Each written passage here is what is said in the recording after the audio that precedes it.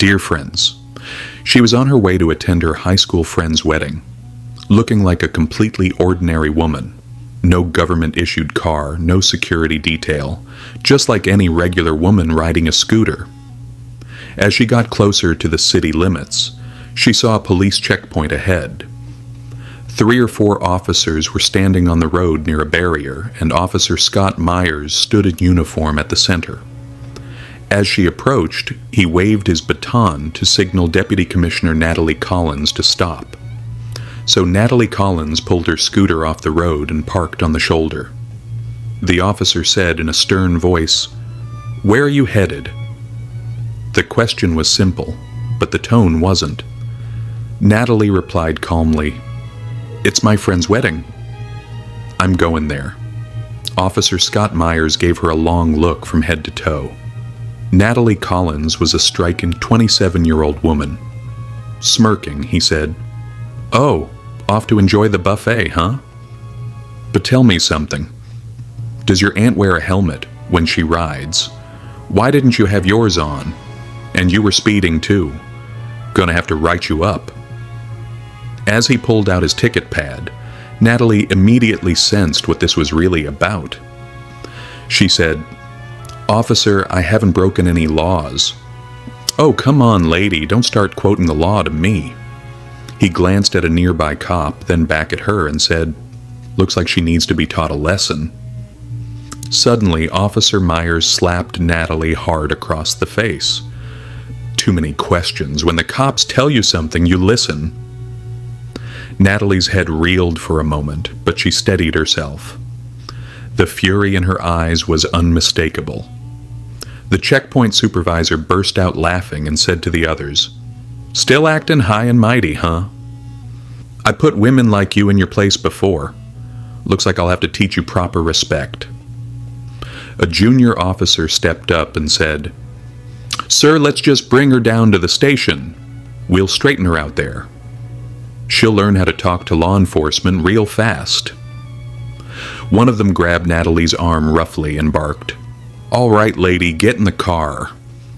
Natalie jerked her arm back and said sharply, "Don't you dare touch me. You'll regret it."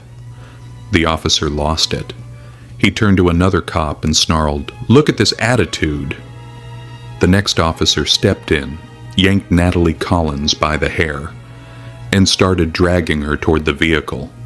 She let out a cry of pain, but still said nothing about who she was. She wanted to see just how far they'd go.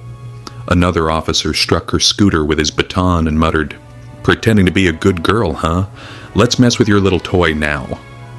Now Natalie fully understood what they planned to do, and just how low they'd sink. Rage burned in Officer Myers' eyes. "I've dealt with enough of your kind," he shouted. "Think you can talk back to the police? I'll show you your place. Get her to the station. We'll handle her there." Still, Deputy Commissioner Natalie Collins didn't say a word. She had no intention of revealing her identity. She needed to see how much rot was in the system, how deep the corruption ran. Officer Scott Myers was growing more and more agitated. Standing before him was a woman he had slapped, whose hair he had yanked, who they had tried to drag into their vehicle. And yet, she stood still, silent, not a scream, not even a whimper.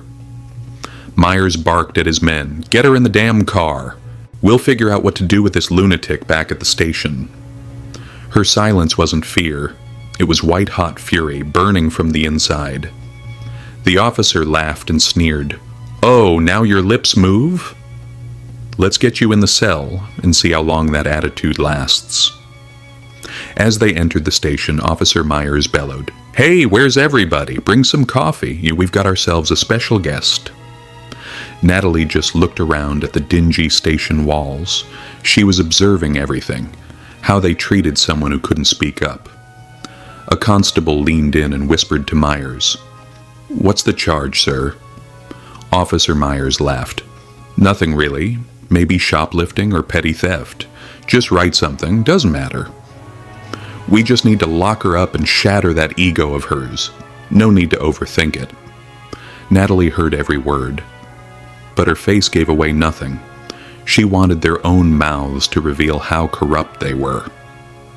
Officer Myers sat down, picked up a pen, and twirled it in his fingers. He stared at Natalie and said, "What's your name? Where do you live? Who's your emergency contact?" Natalie didn't answer. He asked again, louder this time. "You deaf? What's your name?" Still silence. He slammed his hand on the desk with a thunderous bang. "Are you going to answer or what? What's your name?" Without flinching, Natalie replied, "Yeah." Natalie Carter. He stared at her face and laughed. "Oh, clever girl. You've done this before, haven't you? But let me warn you, if you try to act smart, you'll pay for it. One wrong move and you won't even have time to regret it." She was thrown into a grimy holding cell where 2 other women were already sitting. One of them looked at her and asked, "Sis, what did they say you did?"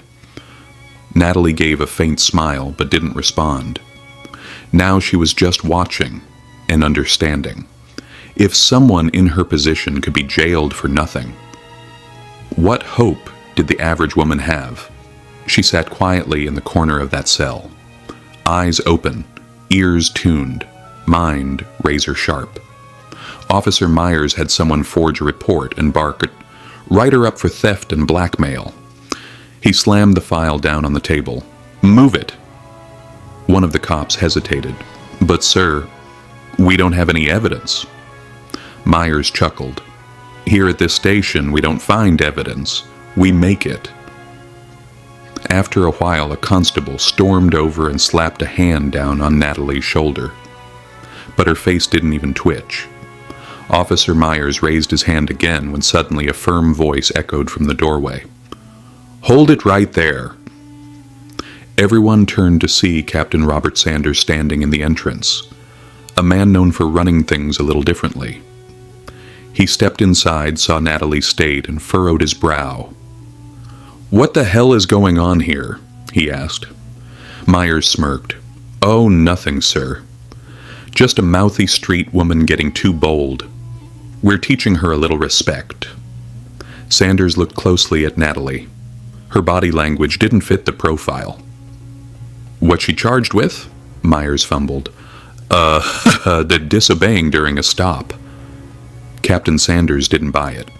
He turned to Natalie. "What's your name, ma'am?" Natalie stayed silent. Myers laughed again. "Sir, she won't even tell us her name." Captain Sanders was now fully alert. He turned to a deputy and ordered, "Put her in a separate holding cell." Officer Myers looked stunned. "But sir..." Sanders cut him off. "I'll stay with her myself." On Sanders's command, Natalie was moved to another cell. This one darker, dirtier, and even more isolated than the last. She scanned the space. In one corner sat a cracked table, and not far from it lay a rusted metal pipe. Now she was seeing the system's rotten core up close. Every second reinforced the truth. The law had been reduced to ink on paper. Just then, a deputy came running in. "Sir, there's a black government car outside." Scott Myers stiffened in panic. "What kind of car?" The deputy swallowed hard. "Sir, it's official, with flags and plates." Myers rushed out, peeked into the tinted window, and his face went white. He hurried back inside and whispered, "Sir." Sanders asked, "Who is it?" The deputy stammered, "It's the county commissioner." Myers' face lost all color. Captain Sanders immediately straightened up. The situation had just escalated to the highest level. The commissioner entered the station. His face showed barely restrained fury. He fixed a glare on Scott Myers. "Officer Myers, what the hell is happening here?"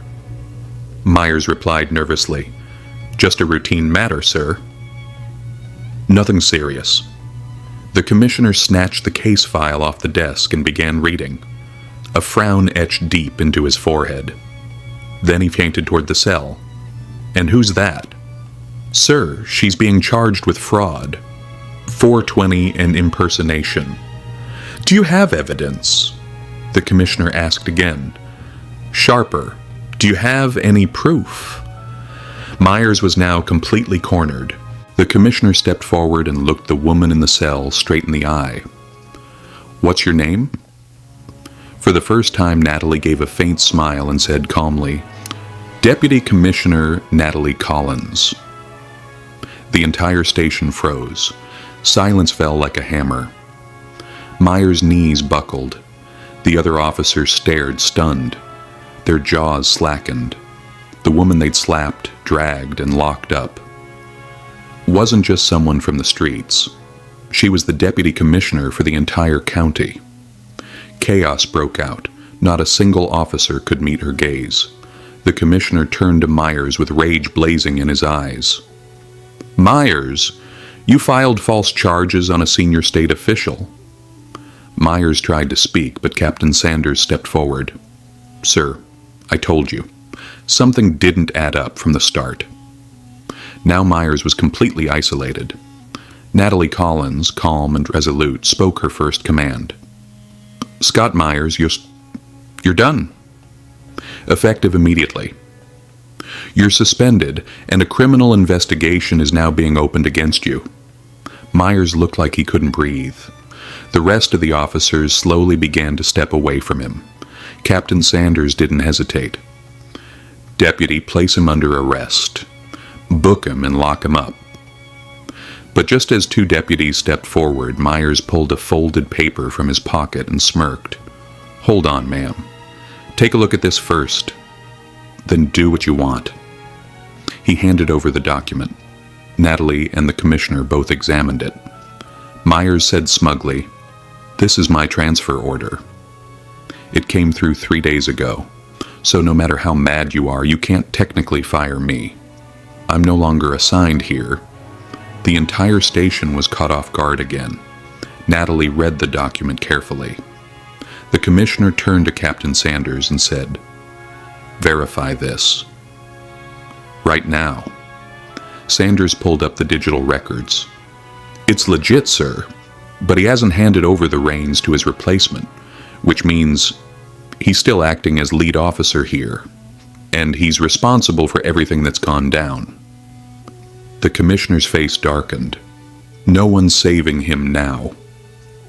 Natalie turned to Myers and said coldly, Then you're going to be spending time in the same cells where you threw others. Deputies, arrest him and take him in. The commissioner gave a single nod. As two deputies advanced again, Myers played his final card. Wait, he said, raising his voice. I wasn't acting alone. He pointed toward the rest of the officers huddled at the edge of the room. They were all part of it. This whole department, it's all connected. You think I'm the only one? The chain goes all the way to the top. A few officers visibly turned pale. Captain Sanders locked eyes with each one. Natalie looked to the commissioner. This entire department needs to be cleaned out. Every last one of them will be investigated.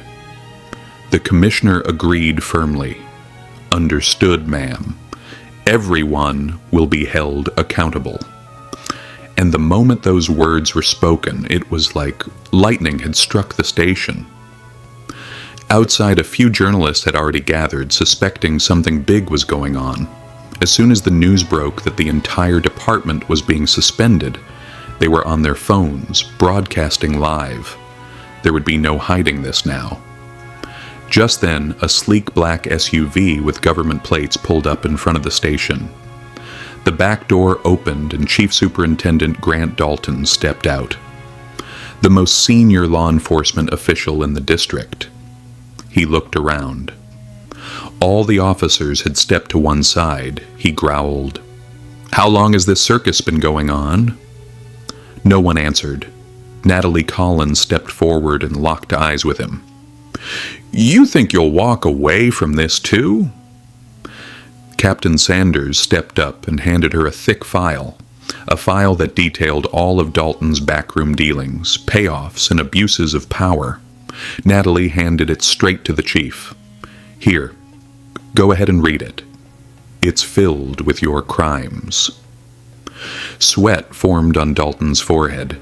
Before he could speak, the commissioner raised his voice. Arrest him. Right now.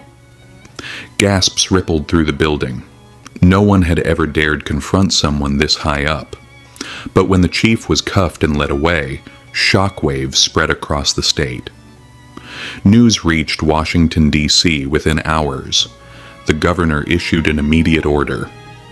Arrest every officer tied to this ring. Bring down everyone involved. Within the next 48 hours, over 40 officers across the district, including more than a dozen senior officials and several local politicians, were arrested and charged. The atmosphere across the region shifted, and on everyone's lips was a single name: Natalie Collins, the honest and fearless deputy commissioner who had shaken an entire system from the ground up. Now the administration had a new energy, a new mindset, and above all, a new fear that no one was untouchable anymore. Natalie's mission was complete. She had proven that if your intentions are pure, you can change a whole nation. So friends, if this story inspired you, don't forget to like and subscribe to the channel and hit that bell icon. Thank you.